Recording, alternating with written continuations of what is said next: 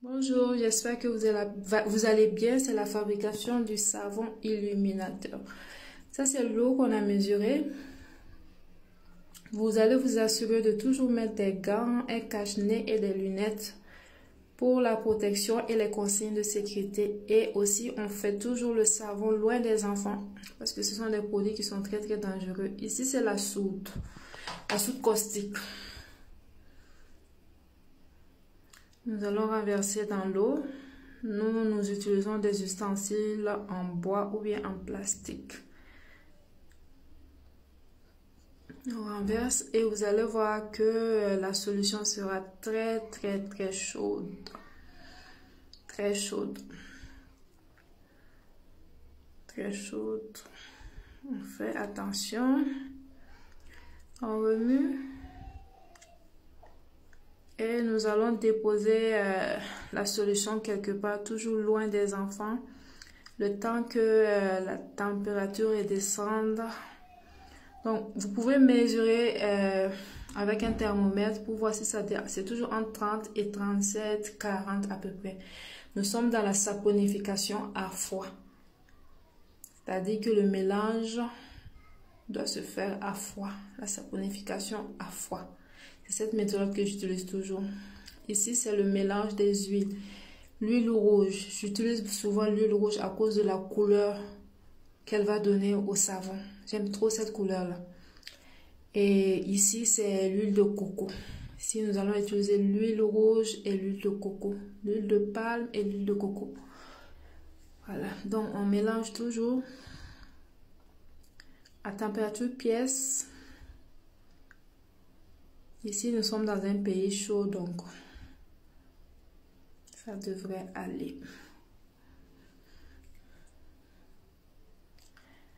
Mélange les deux huiles. Si vous voulez mettre des colorants, c'est à cette étape aussi que vous allez mettre les colorants. Et vous allez prendre le soin de choisir un colorant à huile.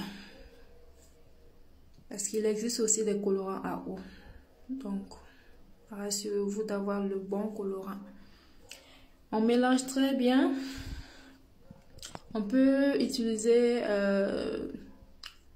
l'appareil, un batteur sur pied ou bien un batteur à main. Ça dépend de comment vous l'appelez.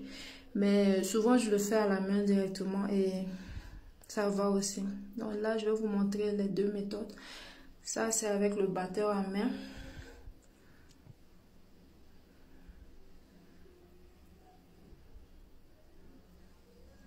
Tranquillement. Tranquillement. Vous voyez donc, parler et faire du savon, ça va pas ensemble. Ça va très vite, mais je devais faire la vidéo pour vous montrer. D'habitude, je fais ça très vite. Si on s'amuse seulement, on rate le savon. Bon, après que vous allez voir aussi que... en fait, je vous montre les deux méthodes, quoi. Là, avec la machine, bon, je ne préfère pas trop. Je préfère avec la spatule en bois. C'est plus pratique pour moi. Voilà, là, c'est avec le bois. Vous voyez que là, ça commence à aller. C'est un peu lisse. Ça va donc. Et ça va très vite. Vous devez tout arranger, les moules ou bien les pots, les bols. Vous allez mettre les savons parce que ça va très vite. Voilà, là je commence à mettre dans les moules directement. J'aime les moules en silicone parce que c'est facile à démouler. Je commence à mettre. On ne tarde pas, sinon on ne pourra plus mettre les savons. Ça prend très vite. Voilà. Et quand je termine de mettre, je vais refermer avec un papier film, un truc plastique. C'est ça que je suis en train de faire tranquillement. Papier film. Là. Vous pouvez aussi mettre dans les pots, hein, les seaux de 1 kg, comme on le voit d'habitude. Là, j'ai fini et comme ça, on va le garder 24 à 48 heures avant de les démouler. Et quand on va les démouler, on les laisse peut-être dans un endroit pendant 3 à 4 semaines avant de pouvoir utiliser les savons. C'est très important.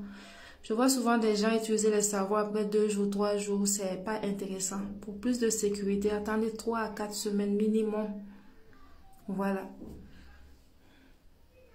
Et c'est pour avoir ce type de savon après, avec une très belle couleur et tout. Vous pouvez aussi parfumer, mais moi je n'aime pas trop mettre les parfums.